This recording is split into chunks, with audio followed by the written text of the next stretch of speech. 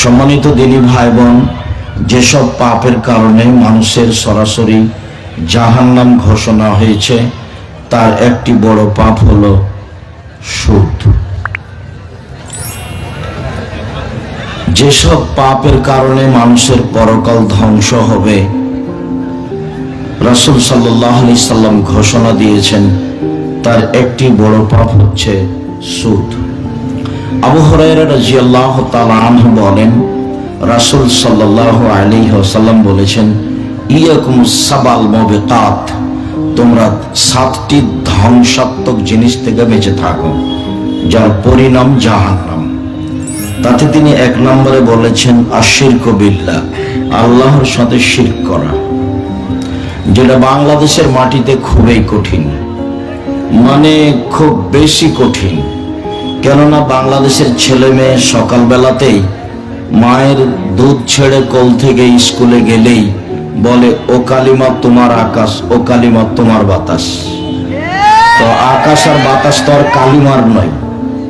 ঠাকুর বলেছে বাংলাদেশের সাধারণ জনগণ শিক্ষা অর্জন না করেই ছেলে মেয়েকে ঘুম থেকে উঠিয়ে শিরক করিয়ে নিচ্ছে।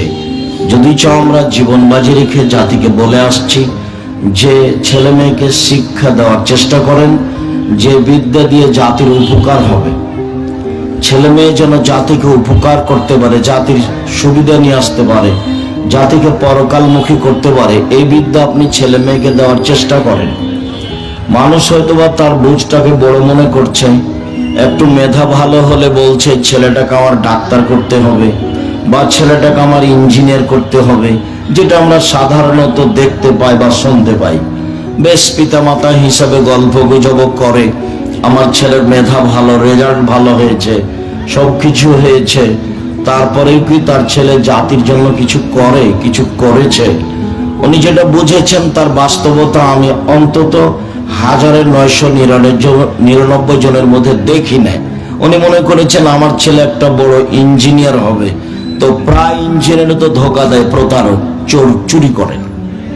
তো প্রায় ডাক্তারই তো ওই কোম্পানির ওষুধ লিখে যে কোম্পানি তাকে টাকা দিয়েছে। এই বাপ মা যে উদ্দেশ্যে পড়ালো সেটা কি হলো? জাতিকে যে প্রতারণা দিতে পারে সে কি জাতির কল্যাণ আনতে পারে? আর জন্মসূত্রের ভিত্তি হচ্ছে শিরকের উপরে। শিরক সবচেয়ে বড় পাপ। রাসূল সাল্লাল্লাহু আলাইহি সাল্লাম বললেন, লা তুশরিক বিল্লাহি ওয়া ইন কুতিলতা হুররিকতা, তুমি শিরক করবা না, তোমাকে জ্বালিয়ে দেওয়া হলেও, তোমাকে হত্যা করা হলেও। জালেম যদি জুলুম করে তোমাকে হত্যা করে নিহত হয়ে যাও, শিরক করবো না। জালেম যদি জুলুম করে তোমাকে জ্বালিয়ে দেয় তো জ্বলে যাও, শিরক করবো না। রাসূল সাল্লাল্লাহু আলাইহি সাল্লাম বলেন, আকবারুল কাবায়রা সালাসা, সবচেয়ে বড় পাপ 3টি। তার 1 নম্বরে তিনি বললেন আল্লাহর সাথে শিরক করা। পাপের জগতে সিরিয়ালে 1 নম্বর পাপ আছে শিরক করা। পাপের জগতে 2 নম্বর পাপ আছে উকুকুল ওয়ালিদাইন, পিতামাতার অবাধ্য চলা। পাপের জগতে 3য় পাপ আছে শাহাদাতুজ জুরে, মিথ্যা সাক্ষী দেওয়া। চাঁপাইনবাবগঞ্জ জেলে কত মানুষ 10-15 বছর 20 বছর থেকে আছে, ও জানে না আমি কেন জেলে। জজ জানে না ঘটনা কি, উকিলও জানে না ঘটনা কি, সাক্ষীও জানে না ঘটনা কি। সাক্ষীকে বলেছে 50,000 টাকা দিব, তুমি এইভাবে সাক্ষী দিবা। তখন সাক্ষী বলছে আমি 2 চোখে তাকে মারতে দেখেছি, অথচ যার কথা বলছে ও সেদিন চাঁপাইনবাবগঞ্জেই ছিল না। তো এই সাক্ষী তো জাহান্নামে যাবেই।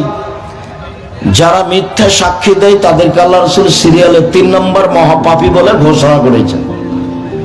এখানে একটা কথা উল্লেখ থাকছে যে রাসূল সাল্লাল্লাহু আলাইহি সাল্লাম বলেছেন কিয়ামতের লক্ষণ, লা ইয়াদরিল কাতিল ফিমা কাতালা ওয়ালাল মাকতুলু ফিমা কুতিলা, হত্যাকারী বুঝবে না কেন আমি মারছি, নিহত ব্যক্তি বুঝবে না কেন আমি মরলাম। যে মারবে তাকে কেউ টাকা দিয়েছে, বলেছে অমুককে মেরে আসো, তখন ও ভাববে ব্যাপারটা কি, এ আমাকে মারছে কেন, একে আমি চিনি না, ও তো টাকার কারণে মারছে। আল্লাহ রাসূল এই কথাই বলছেন। ঠিক যে সাক্ষী দিচ্ছে সে তো জানে না ঘটনা কি, যে উকিল সেও তো জানে না ঘটনা কি, যে জজ সেও তো জানে না ঘটনা কি। সবটাই অন্ধকারের উপরে। লোকটা 20 বছর থেকে জেলে আছে, আহাল পরিবার ছেড়ে, তার নাম মিথ্যা সাক্ষী।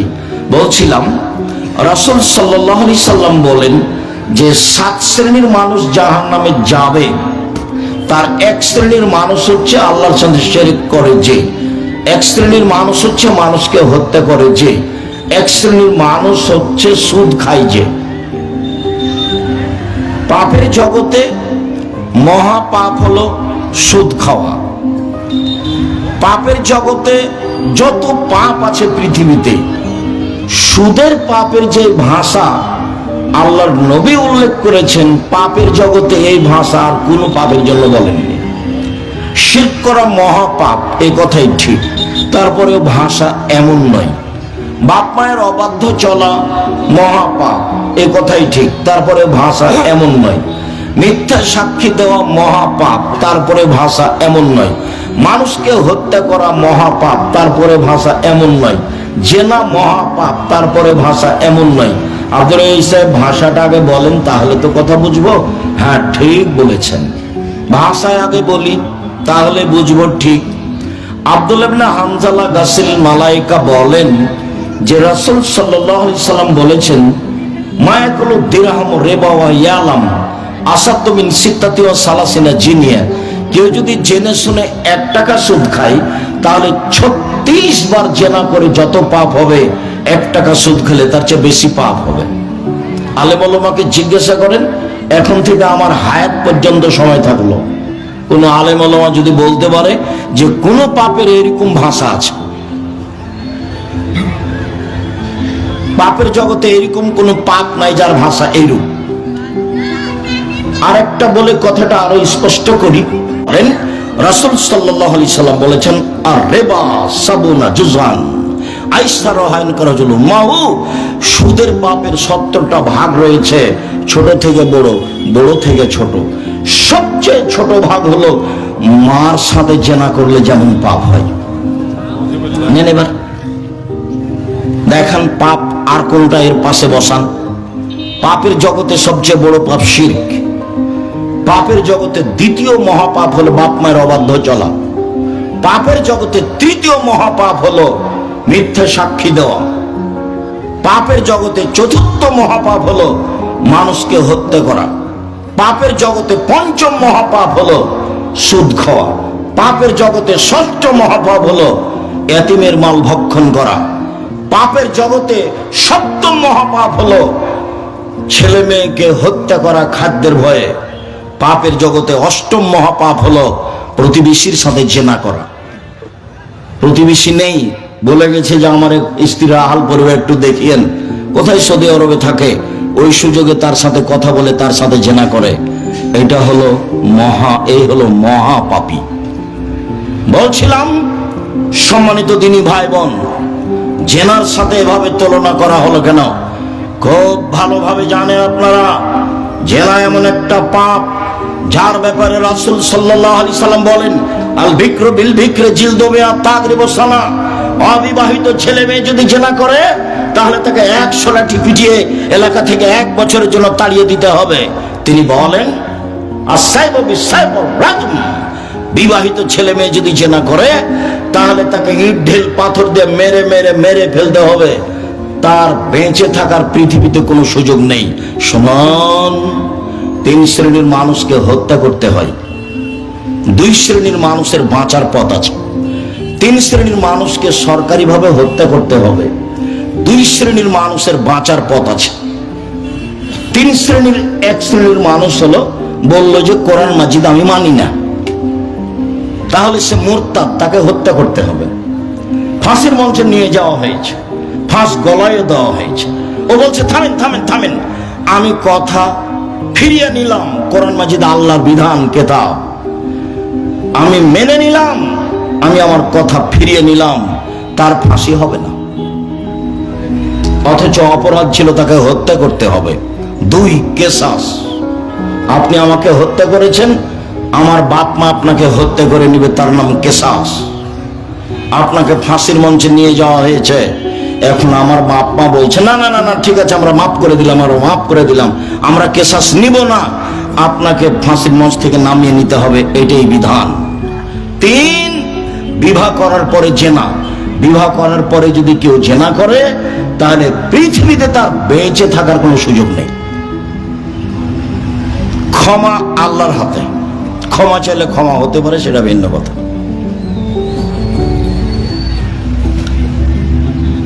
মহিলা যখন এসে বলল আল্লাহর নবী আমাকে পবিত্র করেন, তখন আল্লাহ রাসূল বলছেন ইরজি ওয়াস্তাগফিরিল্লাহ ওয়া তুব ইলাইহি, আরে বাড়ি ফিরে যাও, আল্লাহর কাছে ক্ষমা চাও, তওবা করো, পাপ ক্ষমা হয়ে যাবে। তখন মহিলা বলছে আতুরাদ্দুনি কামারা তাত্তা মাইজুবনে মালিক, যেভাবে মাইজুবনে মালিকের বিচার করেননি সেইভাবে আমাকে ফিরিয়ে দিতে চাচ্ছেন।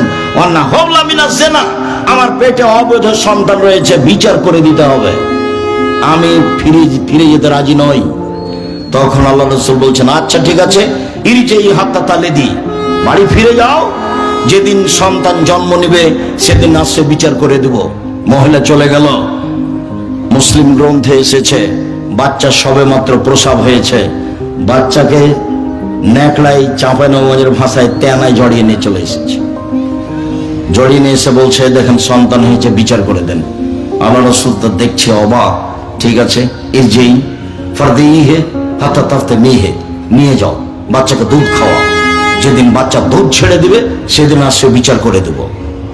মহিলা বাচ্চা নিয়ে চলে গেল, বাচ্চাকে 2 বছর দুধ খাওয়ালো। 2 বছর পরে বিচারালয়ে উপস্থিত, বাচ্চার হাতে এক টুকরা রুটি রয়েছে, রুটি প্রমাণ করে বাচ্চা খাদ্য খেতে পারে। রাসূল সাল্লাল্লাহু আলাইহি ওয়াসাল্লাম ছেলেটাকে নিয়ে একজন মুসলমানের হাতে দিলেন, বললেন যাও তুমি এই ছেলেটাকে লালন পালন করো। সঙ্গী সাথীকে বললেন সঙ্গী সাথী ইযহাবু বিহা, একে তোমরা মাঠে নিয়ে যাও, মাঠে নিয়ে গিয়ে গর্ত খুঁড়ে বুক পর্যন্ত মাটিতে পুঁতে দাও, ফারজে মোহা, চতুর্দিক থেকে ইট ঢেল পাথর মেরে মেরে তাকে বিদায় করো। সাহাবীগণ বলছেন আমরা তাকে মাঠে নিয়ে গেলাম, গর্ত খুঁড়ে বুক পর্যন্ত মাটিতে পুঁতে দিলাম, চতুর্দিক থেকে ইট ঢেল পাথর মারতে লাগলাম। খালিদ বিন ওয়ালিদ বলছেন একটা পাথর আমি তার মুখের উপরে মারলাম, খালিদ পাথরটা মুখে লেগে মুখ ফেটে রক্ত ছিটে খালিদের গায়ে লাগলো। খালিদ তাকে গালি দিয়ে বলছিলেন ছিছি, একজন জেনাকারিনী মহিলার গায়ের রক্ত আমার গায়ে লাগলো, এমনটা হবে গালি। তখন রাসূল সাল্লাল্লাহু আলাইহি ওয়াসাল্লাম বলেন মানে না খালিদ, খালিদ তুমি গালি দিও না, থামো, লাকাত তাবাত লা তাওবা সাহেব মাকসিল্লাহ গোবেরালাহ।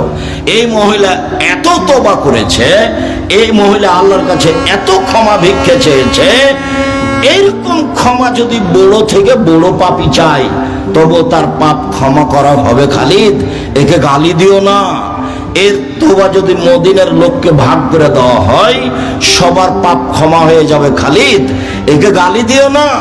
আল্লাহ রাসূল তাকে গালি দিতে নিষেধ করলেন আর তার পাপ ক্ষমা হয়ে গেছে ঘোষণা করলেন, নিজে জানাজা করলেন, কাফন দাফন করলেন, মানে একেবারে মহিলা এখন নিষ্পাপ। এরপরেও পৃথিবীর সবচেয়ে বড় মানুষ তার শাস্তি মাফ করতে পারলেন না।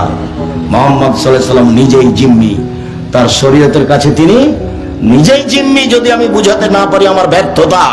পৃথিবীর সবচেয়ে বড় মানুষ তাকে রক্ষা করতে পারলেন না, অথচ তিনি জানলেন যে তার পাপ ক্ষমা হয়ে গেছে, দিনের মতো জানলেন যে তার পাপ ক্ষমা হয়ে গেছে, কিন্তু তাকে বাঁচানোর কোন পথ ঘাট বের করতে পারলেন না। বরং তিনি আফসোস করেছেন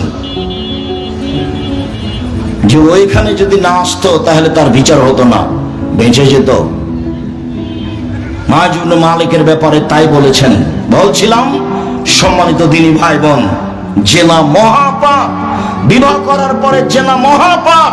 যদি তো রাস্তাঘাটে এখন জেনা স্বাভাবিক ব্যাপার, আল্লাহ রাসূল বলছেন হেমারে, গাধা যেমন গাধীর সাথে মিলে লজ্জা জানে না, ষাঁড় যেমন গাভীর সাথে মিলে লজ্জা বুঝে না, মানুষ তো এখন খোলা মাঠে জেনা করবে লজ্জা বুঝবে না, যেটা আপনি দিনরাত দেখতে পাচ্ছেন। রাসূল সাল্লাল্লাহু আলাইহি সাল্লাম বলেন আমার উম্মত কয়েকটা জিনিসকে হালাল মনে করবে, তার একটা হলো জেনা।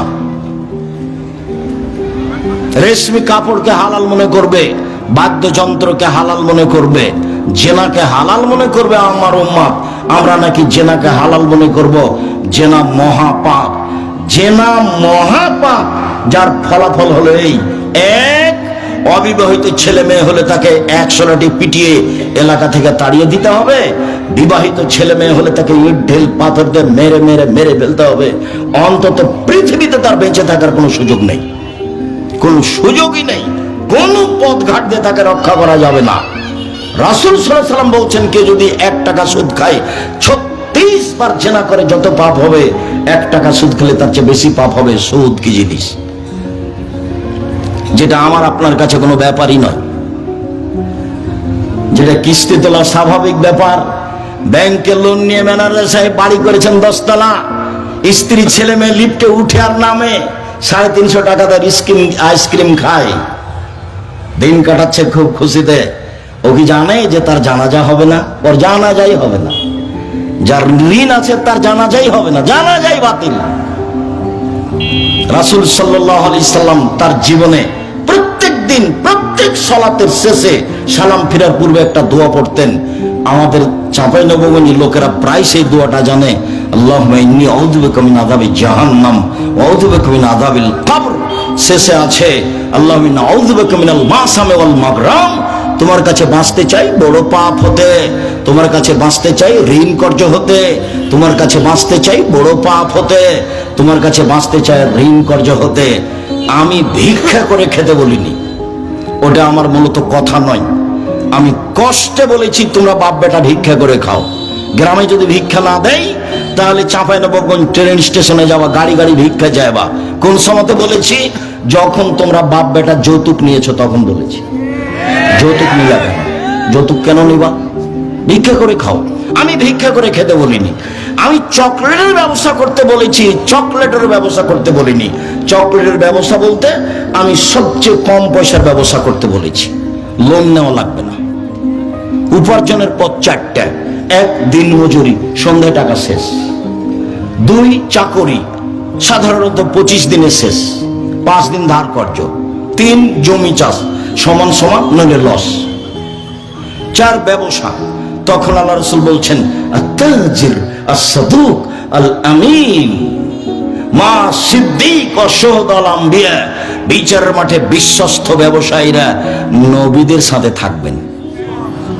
নেই এবার এই আবার কেমন কাজ?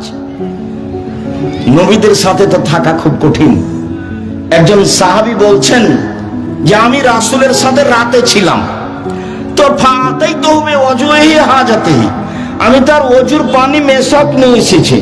তো ওজুর পানি আর মেশাক দেখে খুব খুশি, দিয়ে আমাকে বলছেন সাল অভিরোধন সালমা শেতা, চাও যেটা তোমার মনে লাগে চাও।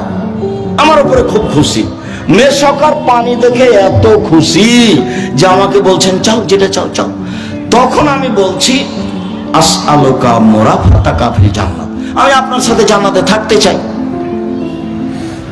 আল্লাহ রাসূল তো গায়বের খবর জানেন না। তখন আল্লাহ রাসূল বলছেন আওয়া গায়রা জালেক, না না না না না, এটা নয় এটা নয়, অন্য কিছু চাও, অন্য কিছু চাও, অন্য কিছু চাও। তখন সাহাবী বলছেন হোয়া জাকা, ওটাই চাই, ওটাই চাই। তখন আল্লাহ রাসূল কি উত্তর দিচ্ছেন দেখেন। আল্লাহ রাসূল বলছেন আইনি আলা নাফসিক বিকাসরাতিস সুজুদ, তুমি একটু বেশি বেশি সিজদা করে তাহাজ্জুদ পড়ে আমাকে সহযোগিতা করো।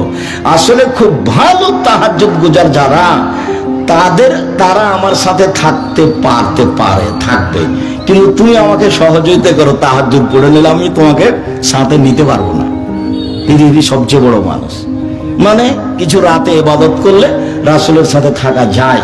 যদিও আরেকটা সহজ পথ আছে, সেটা হলো এই, কেউ যদি তার 2টা মেয়েকে লালন পালন করে, বিবাহ শাদী দিয়ে দেয়, তাহলে সে নবীর সাথে থাকবে। তখন এইভাবে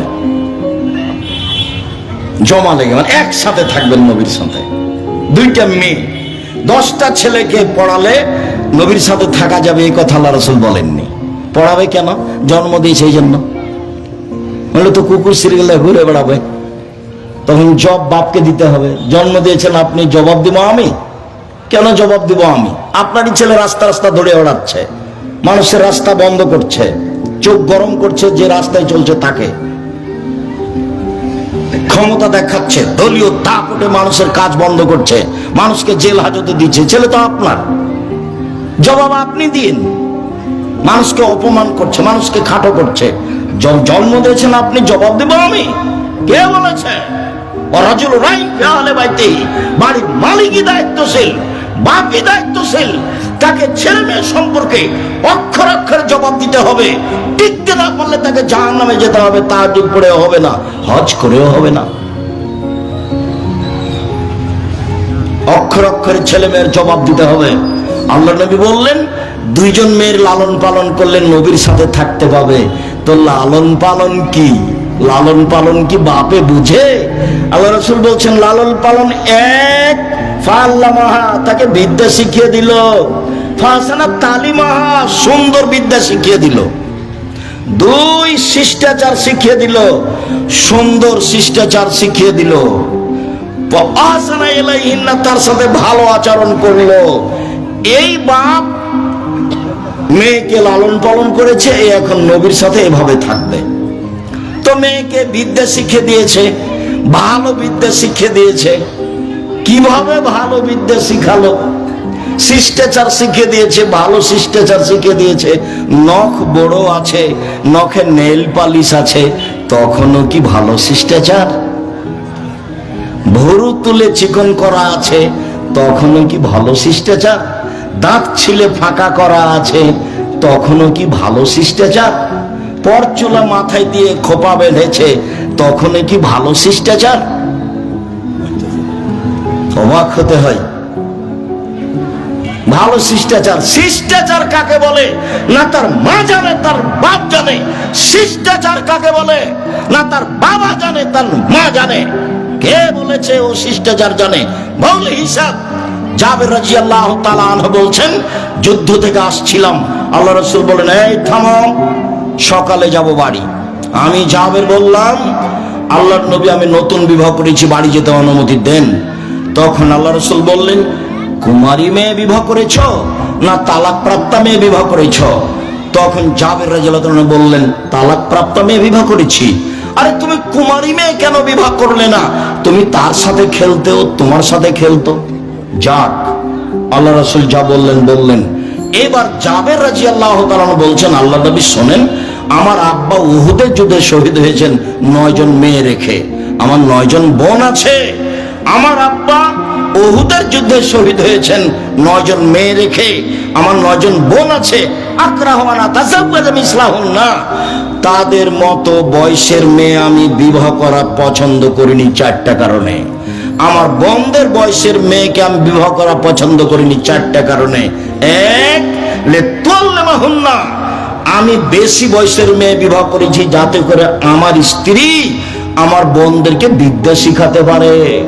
2, বলে তুয়াদ্দাবাহুন্না, যাতে করে আমার স্ত্রী আমার বোনদেরকে শিষ্টাচার শিখাতে পারে। 3, বলে তুরাজ্জালাহুন্না, যাতে করে আমার স্ত্রী আমার বোনদেরকে পরিপাটি করে সাজগোজ করে রাখতে পারে। 4, বলে তাকুমা আলাইহিন্না, যাতে করে আমার স্ত্রী আমার বোনদের পাহারা দিতে পারে। নেন এবার, মার বাপ হলে ছেলে মেয়ের পাহারাদার। তা আপনি জবাব দেন। এই যে এখন বসে আছে, মাথায় কাপড় নেই, জবাব আপনি দেন, কেমন আপনি পাহারাদার? এই ছেলে, চুপ বসে থাকবা, কোন প্রয়োজন দেখায় না। আপনি আমার দিনী ভাই, আপনাকে আমি খুব সম্মান করি, আর আপনার বাড়ির মানুষ আমি আপনার গ্রামের মানুষ। আপনি আসেননি, ভুল হয়েছে। যে কারণে আসেননি, আমি চেয়েছি যে কোনো জায়গায় গেলে 10 কিলোমিটার আশেপাশে যারা আসবে সবাই আসবে, এমনকি হিন্দু আসবে, আমি তার কিছু না কিছু উপকার করবো ইনশাআল্লাহ। কিছু না কিছু আমি উপকার করবো ইনশাআল্লাহ। এই প্রতিজ্ঞা নিয়ে আমি বাড়ি থেকে বের হই, আমি আপনার জন্যই এসেছি। আপনি এখন দোকানে বসে আড্ডা পিটবেন, চা খাবেন, এটা আমার জন্য কষ্টকর। আপনি আপোষে বসে গল্প করবেন এখন, এটা আমার জন্য কষ্টকর, এটা আমি চাইনি। কেন করছেন? বাপ মা আপনাকে শিষ্টাচার শিখায়নি, সেই জন্য আপনি কষ্ট পেলে আমি কি করতে পারি? আমি তো এই কথা বলিনি, এই কথা রাসূল সাল্লাল্লাহু আলাইহি ওয়াসাল্লামের সামনে হচ্ছে। তার মানে আল্লাহ রাসূল বললেন, মা মানে পাহারাদার, মা মানে ছেলে মেয়েকে শিষ্টাচার শিখাবে। বলো, তোমরাই বলো এটা কোন শিষ্টাচার? ভ্যানিটি ব্যাগ নিয়ে ফ্যাশন বোরকা পরে চাঁপাইনবাবগঞ্জ শহরে চলে যাচ্ছে। কেন? ওর বাপ মরেছে, ওর ভাই মরেছে, ওর বোনের ছেলে মরেছে, ওর ভাইয়ের ছেলে মরেছে, জাতি সব চলে গেছে মাটির নিচে, ওই একাই আছে। ও বাজারে গেল কেন? কেন যাবে? তার শরম হয় না কেন? তার হায়া হয় না কেন? তার লজ্জা হয় না কেন? তার ইতস্তবোধ হয় না কেন? তার মানবতা হয় না কেন? কে শিখাবে তাকে? তার বাপ মা শিখাবে? আমি তো বলিনি এই কথা, এই কথা মুহাম্মদ সাল্লাল্লাহু আলাইহি ওয়াসাল্লাম বলছেন। এক, বিদ্যা শিখাবে। দুই, শিষ্টাচার শিখাবে। তিন, পরিপাটি থাকা শিখাবে। চার, পাহারা দিবে। মা পাহারাদার, বাপ পাহারাদার। পাহারাদার কাকে বলে? চাঁপাইনবাবগঞ্জে একটা ফ্যাক্টরি আছে, মালিক জানতে পারলো যে রাত্রে ঘুমাচ্ছে, তদারকি ও ভালো করে পাহারা দেয়নি, সকালে ওকে বাদ দিয়ে দিবে, যে দারোয়ান তোকে দিয়ে হবে না রে, তুই যা, তুই ঘুমাস। এর নাম পাহারাদার। তো ছেলে মেয়ের আপনি কি পাহারা দিলেন? সকালে গিয়ে ছেলে মেয়ে বললো ও কালিমা তোমার আকাশ, ও কালিমা তোমার বাতাস, আর বই খাতা কলম আপনি জানেন। দুঃখিত, কি দিয়ে বলি আপনাকে আমি? রাসূল সাল্লাল্লাহু আলাইহি ওয়াসাল্লাম বলছেন, পৃথিবীর মানুষ শুনে রেখো, আমার উম্মত ইহুদি খ্রিস্টানদের সাথে মিশে যাবে। ডান হাতের বিঘত যেমন বাম হাতের সমান। আমার উম্মত ইহুদি খ্রিস্টানদের সাথে মিশে যাবে। হুবাহু চাল চলনে, কথাবার্তায়, খাতা কলমে, অফিস আদালতে, কোর্টে কাছারিতে, পোশাকে আশাকে, উঠাতে বসাতে মিশে যাবে। ডান হাতের বিঘত যেমন বাম হাতের সমান, ডান হাতের বাহু যেমন বাম হাতের সমান, ডান পায়ের জুতা যেমন বাম পায়ের সমান, এইভাবে মিশে যাবে। যেতে যেতে এবার নিচের দিকে নামতে লাগলেন, বলছেন শোনো, ইহুদি খ্রিস্টান যদি মায়ের সাথে জেনা করে, তো আমার উম্মত মিল দিতে গিয়ে মায়ের সাথে জেনা করবে।